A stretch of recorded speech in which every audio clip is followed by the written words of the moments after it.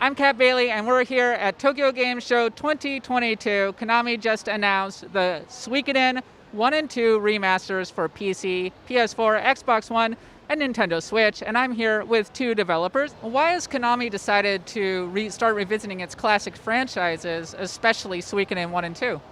So the reason why that we decided to rework and rebuild to remake the Suikoden series is that it's the first time in 27 years since these products have been released, and there are tons of fans out there who really want to kind of experience these games. Many people have said this is like a kind of like a legendary, it's a classic, it's like a legendary game. And so we wanted both existing fans of that and new people to have the opportunity to play this series of ours. So that's why Konami decided to remake these series. Can we expect more Suikoden games in the future?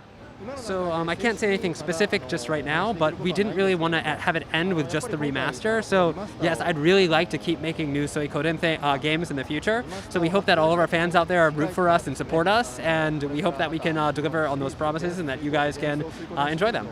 Can you talk a little bit about Suikoden's place in Konami's history, in your opinion? For the Suikoden series, it is basically, when you think of Konami's RPG, you think of the Suikoden series. And it has a lot of fans, and I think it's a really good product. So from here on out, we want to do our best to make sure that lots of people are able to interact with this kind of series that we've made. The Suikoden remakes are being released on the PS4 and the Xbox One, but I didn't see the PS5 or the Xbox Series X. Can you tell me about the decision to focus on the previous consoles instead of the new ones? When we were remastering the games, we were thinking, Generation 5 hardware, do we need to make it for this? And spec-wise, the games that we're making do not require the Generation 5 hardware specs. Rather, we were focusing on getting it to more people, access. So because access is more important, we wanted to go for the consoles that we picked because the access would be better for more people. Can we expect any materials like concept art, museum pieces, that sort of thing? So they were thinking about it a lot, and then after a lot of thoughts, they just said, no comment. Are there any plans to restore cut content from the original games?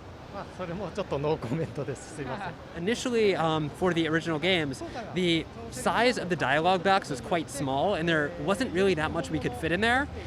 Japanese is a language that can say a lot with a very short amount of space, but for other languages, like English and other languages, you need a lot more space to kind of say the same thing usually. So in this game, we have expanded the size of those dialogue boxes, and that has let us basically redo and rework on the localizations to get us more in tune with the Japanese script. Will there be any differences between, for example, the PC version and the Nintendo Switch version? As an example, will the Switch version be 30 FPS while the PC version is 60 FPS? So the Steam Bomb, the PC Steam Bomb, will be able to you'll be able to pick a number of different resolutions.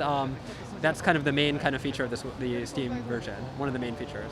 Suikoden I and II Remaster is coming out on the Nintendo Switch, PS4, Xbox One, and PC in early 2023. Thank you so much for the interview, really appreciate it.